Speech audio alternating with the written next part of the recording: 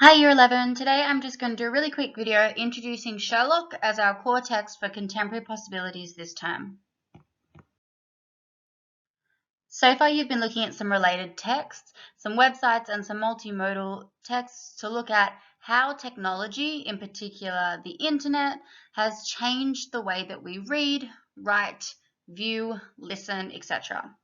Just a reminder that this module is 10 weeks, it's going to take all of term 2, and it's based on season 1 of Sherlock by the BBC. The episode names are there, and you can watch them online via ClickView with your student email login or on Stan. I'm just going to run through now what the original text looked like and then talk about why we are looking at a modern interpretation and what's changed between the original and the new texts.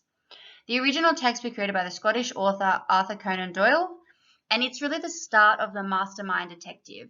So there were other detectives before Sherlock Holmes, but none who captured the public's imagination so well.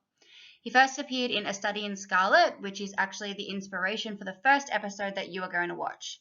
That was in 1887.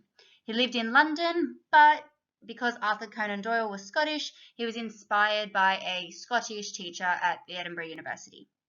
Sherlock Holmes is always accompanied by Dr. Watson in the 4 novels and 56 short stories that they feature in.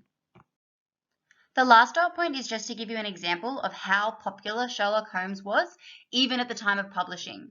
So Arthur Conan Doyle wanted to write other things. He was concerned he was not being taken seriously enough as an author, and he tried to kill off Holmes in 1893.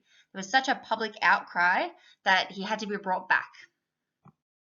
Since then, there have been a number of movies and different types of adaptations, and that shows you how important Sherlock Holmes is as an idea in literature.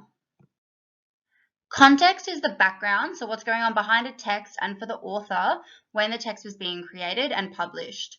These are some key events. We're going to look at some world history later on, but mostly focused on the United Kingdom. That is where Sherlock Holmes was both created and is set. So the first one is in 1829, the creation of the Metropolitan Police Force. Before that, the army had been brought in to quell any potential crises, and obviously without a police force, you can't have detectives, so that led to a rise in detective fiction.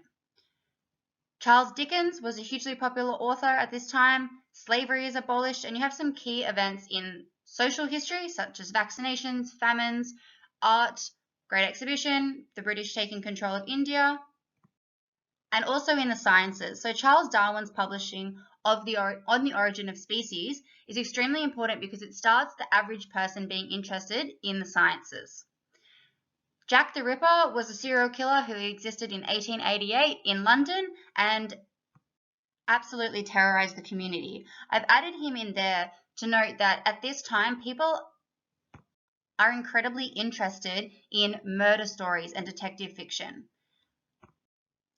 After Queen Victoria's death in 1901, Edward takes over and he is king until 1910.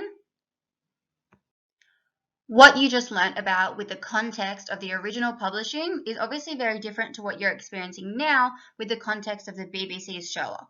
However, there are a number of things that have been kept the same. So those include all of the things listed: Holmes and Watson's relationship, living at 221B Baker Street, Holmes being incredibly obsessive, unpredictable, moody, and having some drug use history, and Watson's war history. He's always a veteran.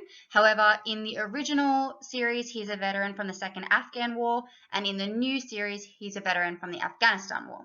Moriarty as the supervillain is also continued. However, that does not very much affect season 1, which is going to be our focus. I've included here a bit of a quote from the BBC.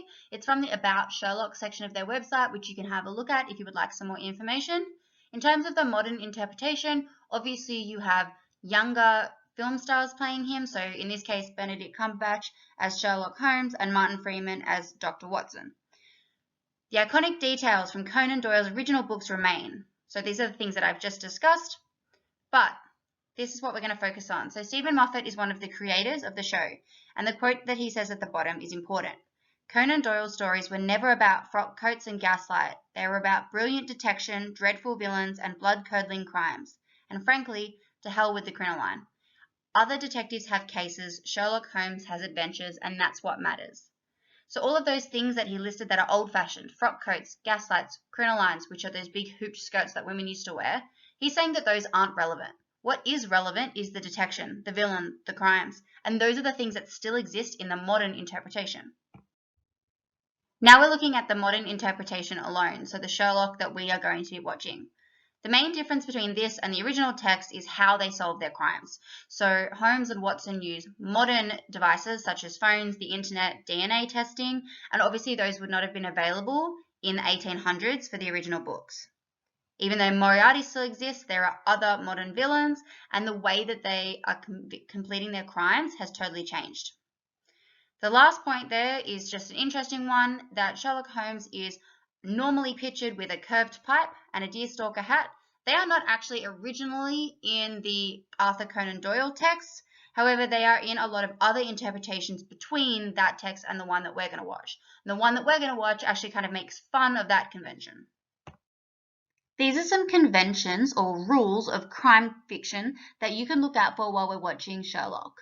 Really complicated plot lines or twists, misdirection where the director or originally the writer draws your attention to something that is irrelevant to distract you, an eccentric detective, obviously that's Sherlock Holmes, a villain who is the intellectual equal of the detective, that's Moriarty, and the use of logic or reason to solve crimes. You can come back to this video at any point to see where I got my information from and to have a look for yourself if you would like to. This unit is called Contemporary Possibilities, so it's not important to focus on the original Arthur Conan Doyle stories, but more so on how those stories are being told now. So look out for things that could not have been used 100, 50, or even 20 years ago to tell a story. You can start watching straight away.